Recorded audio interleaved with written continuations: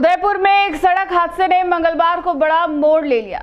MB hospital की guard ममता, जो 29 अगस्त को बस की चपेट में आ गई थी, इलाज के दौरान उसकी मौत हो गई। उनकी मौत के बाद परिजनों का गुस्सा फूट पड़ा और उन्होंने अस्पताल मोर्चरी के बाहर हंगामा कर दिया।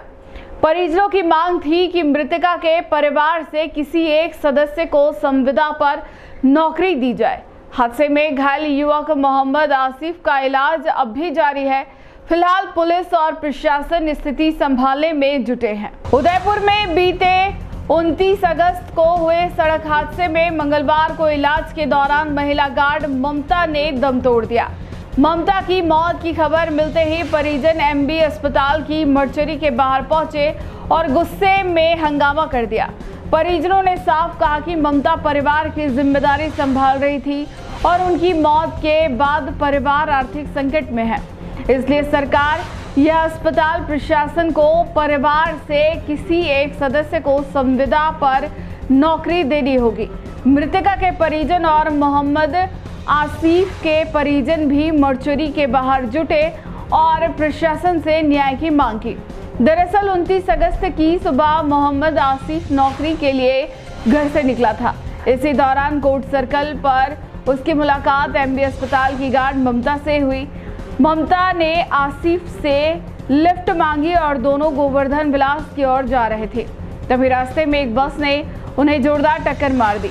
हादसे के बाद दोनों को गंभीर हालत में एमबी अस्पताल लाया गया था, जहां दोनों का इलाज चल रहा था।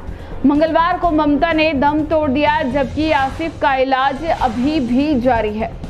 महिला की मौत के बाद मामला गरमा गया और मोर्चरी के बाहर माहौल तनावपूर्ण हो गया। सूचना मिलने पर पुलिस मौके पर पहुंची और परिजनों को समझाकर शांत कराया। वहीं इस हादसे में घायल आसिफ का इलाज अभी जारी है। सर, मेरी जो मृत हुई है मेरी सिस्टर है ममता बान, मेरी बड़ी सिस्टर है। और ये 29 तारीख को सुबह 6:30 बजे की घटना है। ये यहाँ से हॉस्पिटल से इसके जो यहाँ किराए के मकान में रहती है बलीचा का, वहाँ गोवर्धन विलास की तरफ यहाँ से बैठ के जा रही थी।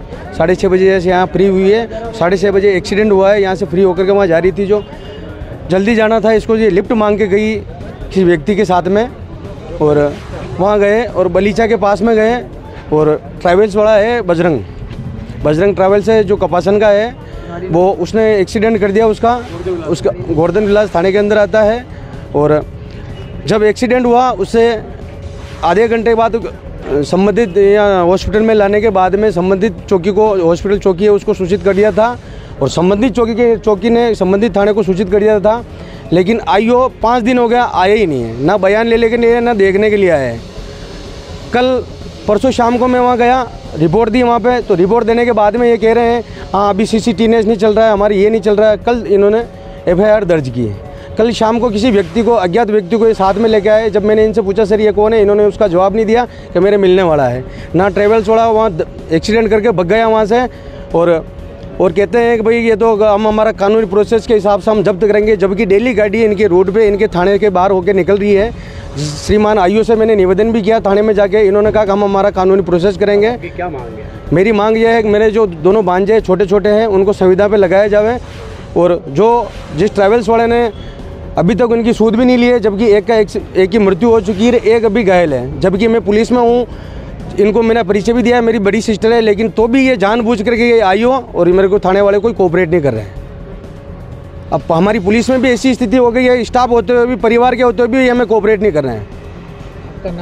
मेरा नाम राम प्रसाद है। वर्तमान समय में मैं गंगरार थाने में पोस्टिंग हूँ, चित्तौड़गढ़ जिला है मेरा। लेकिन इनकी अब देख लो सर, ये कंडीशन है। अब ये जबकि कोऑपरेट करने का कोई औचित्य भी नहीं रह गया। अब इनसे जब कहा गया कि गाड़ी जब्त करो, जो मैं कानूनी प्रोसेस के हिसाब से मैं तहरीर दूंगा, जबकि इन्होंने खुद ने गाड़ी छोड़ी है वहाँ से कि भाई कि यार तू जहाँ सवारियाँ हैं उसमें इन्होंने छोड़ दी है और गाड़ी इनकी डेली इन थाने के बाहर होकर निकल रही है। मेरा बच्चा सुबह 6 बजे निकला था जॉब के लिए, यहाँ से जाता दुकान के लिए, तो रास्ते में इनको लिफ्ट ली होगी लेडीज़ ने, तो लिफ्ट लेके गया, तभी गोवर्धन विलास वाले रोड पे एक्सीडेंट हो गया।